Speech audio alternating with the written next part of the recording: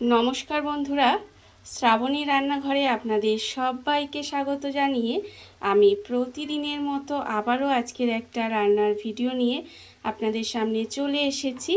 আজকের আমি আপনাদের ফেলে দেওয়া বা দুপুরের বেঁচে যাওয়া ভাত দিয়ে একটা অসাধারণ রেসিপি বানিয়ে দেখাবো। আশা করি আপনাদের ভালো লাগবে। তার জন্য কিন্তু আমার পুরো ভিডিওটা আপনাদের দেখতে হবে। আর দেখা শুরু করার আগে একটা লাইক দেবেন, সুন্দর একটা কমেন্ট করবেন আর শেয়ার করতে ভুলবেন না।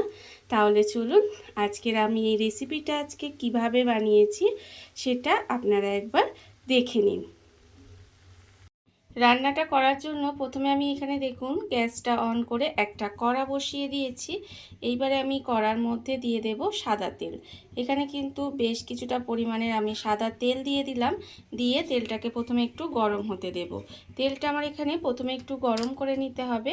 আর আমি প্রতিদিনের মতো আপনাদের একটা কথাই বলবো যে প্লিজ আমার ভিডিওটা আপনারা টেনে টেনে দেখবেন না, পুরো ভিডিওটা দেখুন। আশা করি আপনাদের ভালো লাগবে। দেখুন এখানে কিন্তু কথা বলতে বলতে তেলটাও আমার এখানে গরম হয়ে গেছে। এইবারে আমি এর মধ্যে দিয়ে দেব প্রথমে পেঁয়াজ কুচি। এখানে কিন্তু আমি একটা মাঝারি সাইজের পেঁয়াজকে এইভাবে একটু কুচি করে রেখেছি, সেই পেঁয়াজটা কিন্তু এখানে দিয়ে দিলাম। এখানে কিন্তু আপনারা যদি বড় পেঁয়াজ হয় তাহলে একটা দেবেন, আর যদি ছোট পেঁয়াজ হয় তাহলে দুটো দেবেন। দিয়ে এবারে পেঁয়াজটাকে প্রথমে ভেজে নেব। পেঁয়াজটা কিন্তু খুব ভালোভাবে লাল করে প্রথমে ভেজে নিতে হবে, মানে আমরা যেভাবে বেরেস্তা ভাজি সেইভাবে কিন্তু পেঁয়াজটা প্রথমে ভেজে নেব। পেঁয়াজটা আমার এখানে ভাজা হয়ে গেছে, দেখছেন পেঁয়াজটা আমি খুব ভালোভাবে ভেজে নিয়েছি। এর থেকে আর বেশি ভাজবো না। এইবারে এটাকে আলাদা করে তুলে রেখে দেব। এটা কিন্তু আলাদা করে তুলে রেখে দিতে হবে। পেঁয়াজটা আমি ভেজে আলাদা করে তুলে রেখে দিয়েছি। এইবারে এই তেলের মধ্যে রান্নাটা করব। প্রথমে আমি এখানে গোটা গরম মশলা একটু ফোড়ন দিলাম। ফোড়নটা দিয়ে ফোড়নটা একটু প্রথমে খুব ভালোভাবে ভেজে নেব। ফোড়নটা কিন্তু প্রথমে খুব ভালোভাবে ভেজে নিতে হবে। এইবারে আমি এর মধ্যে দিয়ে দেব দেখুন পেঁয়াজ। এখানে কিন্তু আবারও পেঁয়াজ নিয়েছি, আর পেঁয়াজটা কিন্তু এখানে বড় দুটো পেঁয়াজ নিয়েছি, সেটাকে এইভাবে একটু কুচি কুচি করে কেটে নিয়েছি। সেই পেঁয়াজটা আমি এখানে দিয়ে দিলাম। দিয়ে আবারও কিন্তু এই পেঁয়াজটাকে একটু ভেজে নেব। এই পেঁয়াজটাকেও কিন্তু একটু ভেজে নিতে হবে।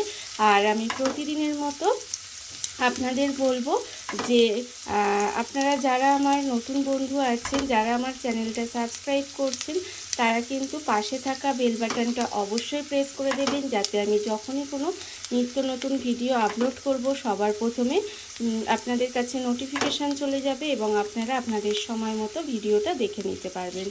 আর আমার পুরনো বন্ধুদের বলবো যে এইভাবে আমার পাশে থাকার জন্য, আমাকে এগিয়ে যেতে সাহায্য করার জন্য আপনাদের অসংখ্য অসংখ্য ধন্যবাদ। দেখুন আমি কিন্তু এখানে পেঁয়াজটা একটু এইভাবে ভেজে নিয়েছি। যখন ভাজা হয়ে যাবে তখন আমি এর মধ্যে দিয়ে দেব রসুন। এখানে কিন্তু আমি 4 কোয়া রসুন এইভাবে একটু কুচি করে রেখেছি, সেই রসুনটা এখানে দিয়ে দিলাম।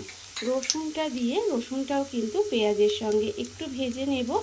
আর বাসি ভাত বলতে গেলে দুপুরের যে বেঁচে যাওয়া, সেটাকে আমরা সাধারণত বাসি ভাতই বলি। যাই হোক, দুপুরের বেঁচে যাওয়া ভাতটা কিন্তু দিয়ে আমরা অনেক রকম রেসিপি করে খাই, কিন্তু একবার আমি আজকে যেভাবে বানাচ্ছি সেইভাবে আপনারা বানিয়ে খেয়ে দেখবেন। খেতে কিন্তু ভীষণই ভালো লাগে। আর এটা জানার পর থেকে আপনারা কিন্তু যখনই ভাত থাকবে তখন কিন্তু এইভাবে বানিয়ে খাবেন, বা আপনার বাড়িতে যদি কাউকে বানিয়ে দেন তারা কিন্তু এরমভাবে বানিয়ে দিতে বলবে। আর কিন্তু আপনার এই দুপুরের বেঁচে যাওয়া ভাত দেখবেন আমরা খেতে চাই না, আমরা অনেক সময় ফেলে দিই, আর কিন্তু আপনারা ফেলে দেবেন না। রসুন আর পেঁয়াজটাকে আমি এইভাবে দিয়ে একটু সময় ভেজে নিয়েছি। এইবার আমি এর মধ্যে দিয়ে দেব টমেটো। এখানে কিন্তু একটা মাঝারি সাইজের টমেটো এইভাবে একটু কুচি করে রেখেছি, সেই টমেটোটা এর মধ্যে দিয়ে দিলাম। দিয়ে এবার টমেটোটা দিয়েও কিন্তু এইভাবে একটু সময় নেড়ে চেড়ে নেব। একটু নেড়ে চেড়ে একটু ঢাকা দিয়ে দেব, যাতে টমেটোটা একটু নরম হয়ে যায়। এইভাবে কিন্তু একটু ঢাকা দিয়ে রান্না হতে দেব। ঢাকা দিয়ে আমি এইভাবে একটু সময় রান্না হতে দিয়েছিলাম। এর ফলে দেখুন টমেটোটা কিন্তু আমার একটু নরম হয়ে এসেছে। এইবার আমি এর মধ্যে দিয়ে দেব নুন। এখানে কিন্তু আন্দাজ মতো নুন দিয়ে দিলাম। আর দেব আমি এখানে সামান্য অল্প 2-4 দানা চিনি, আর আমি দেব লঙ্কার গুঁড়ো। এখানে কিন্তু ঝালের জন্য লঙ্কার গুঁড়ো দিলাম, আপনারা যতটা ঝাল খাবেন সেই জন্য সেটা বুঝে লঙ্কার গুঁড়োটা দেবেন। দিয়ে এবারে এটাকে খুব ভালোভাবে মিশিয়ে দেব, আবারও মিশিয়ে দিয়ে আবারও কিন্তু একটু ঢাকা দিয়ে রান্না হতে দেব। এর ফলে কি হবে, এই যে টমেটোটা যেটুকু নরম হওয়া বাকি আছে এই নুনটা দেওয়ার কারণে কিন্তু এটা ভালোভাবে নরম হয়ে একটু রান্না হয়ে যাবে। আর এইভাবেই কিন্তু আমি এটাকে আরেকটু সময় এইভাবে রান্না করে নেব, একটু ঢাকা দিয়ে। ঢাকা দিয়ে আমি এইভাবে একটু সময় হতে দিয়েছিলাম রান্নাটা। এর ফলে দেখুন এখানে কিন্তু টমেটোটা অনেকটাই নরম হয়ে গেছে, আর নুনটা দেওয়ার কারণে কিন্তু টমেটোটা এইভাবে একটু নরম হয়ে যাবে। এটাকে আমি একটু চিপে চিপে দিচ্ছি খুন্তি দিয়ে। দেখুন একেবারে নরম হয়ে গেছে। এবার যখন এইভাবে নরম হয়ে যাবে তখন কিন্তু আমি এর মধ্যে দিয়ে দেব কয়েকটা চিংড়ি মাছ। কয়েকটা চিংড়ি মাছকে আমি একটু ধুয়ে পরিষ্কার করে রেখে দিয়েছিলাম, সেই চিংড়ি মাছগুলো এখানে দিয়ে দিলাম। চিংড়ি মাছটা দিয়ে কিন্তু এটাকে এইভাবে একটু রান্না করে নেব। এইভাবে রান্না করে নেওয়ার ফলে দেখবেন চিংড়ি মাছ যেহেতু ভীষণই নরম একটা মাছ, খুব তাড়াতাড়ি কিন্তু রান্না হয়ে যাবে। এইভাবে নেড়ে নেড়ে এটাকে ঢাকা দিয়ে দিয়ে কিন্তু একটু সময় রান্না করলে দেখবেন মাছটার কালারটা চেঞ্জ হয়ে যাবে আস্তে আস্তে, আর মাছটাও কিন্তু রান্না হয়ে যাবে। এইভাবেই কিন্তু আমি এই সময় মাছটা দিয়ে রান্না করব। এটাকে যদি ভেজে রান্না করা যায় তাহলে কিন্তু দেখবেন খেতে অতটা ভালো লাগবে না। তাই এইভাবে মশলার সঙ্গে মাছটা দিয়ে কষিয়ে রান্নাটা করলে কিন্তু খেতে ভীষণই ভালো লাগবে। আমি এইভাবে একটু মাছটাকে ঢাকা দিয়ে দিয়ে কিছুক্ষণ সময় এভাবে একটু রান্না করে নেব। ঢাকা দিয়ে দিয়ে এইভাবে দেখুন চিংড়ি মাছটাকে একটু 3 থেকে 4 মিনিট এইভাবে একটু রান্না করে নিয়েছি। এর ফলে কিন্তু মাছটা এখানে রান্না হয়ে গেছে, দেখতেই পাচ্ছেন। এখানে কিন্তু মাছটা এইভাবে যখন সুন্দর করে রান্না হয়ে যাবে তখন কিন্তু এইবারে মাছের এটাকে আমি একদম এইভাবে সুন্দর করে নিচের দিকে এইভাবে লেয়ার করে দিলাম। লেয়ার করে দিয়ে এইবারে গ্যাসটাকে একেবারে লোতে করে দিলাম। আর এখানে দেখুন আমি রেখেছি এই যে দুপুরের বেঁচে যাওয়া ভাতটা, সেই ভাতটা কিন্তু এইভাবে আস্তে আস্তে ঢেলে দেব। ভাতটা কিন্তু এইভাবে ঢেলে দিয়ে এটাকে সুন্দর করে সমান করে একটা লেয়ার করে দিতে হবে।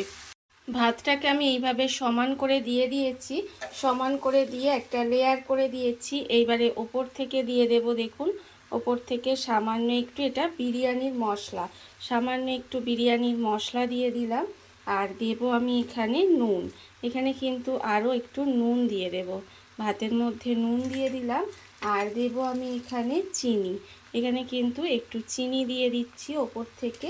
আর আমি দিচ্ছি এখানে বেরেস্তা, মানে যে বেরেস্তাটা আমি এখানে বানিয়ে রেখেছিলাম সেই বেরেস্তাটা কিন্তু ওপর থেকে এইভাবে সুন্দর করে একটু সাজিয়ে দিচ্ছি। দেখুন এইভাবে একটু সুন্দর করে সাজিয়ে দিলে দেখতে সুন্দর লাগে। বেরেস্তা দিয়ে দিলাম। আর দেব আমি এখানে ওপর থেকে এটা দিলাম হচ্ছে কেওড়া জল, অল্প সামান্য একটু কেওড়া জল দিয়ে দিলাম। আর দেব অল্প একটু গোলাপ জল, অল্প একটু গোলাপ জল দিয়ে দিয়েছি। আর এখানে দিচ্ছি একদম সামান্য একটু মিঠা আতর,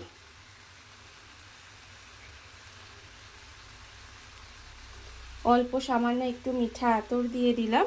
দিয়ে এবারে সবার শেষে দিয়ে দেব ঘি।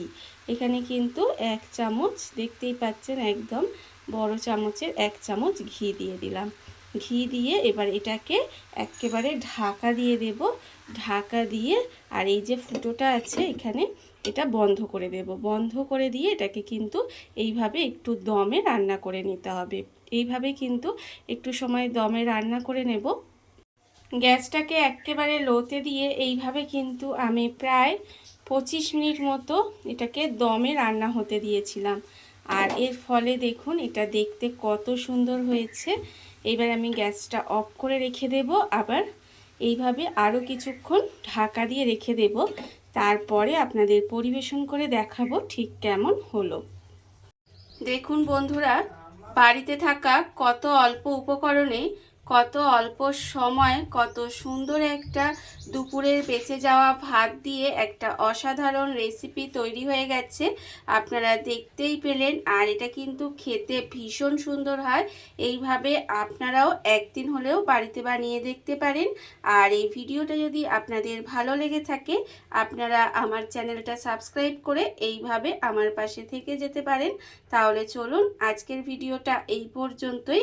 নমস্কার।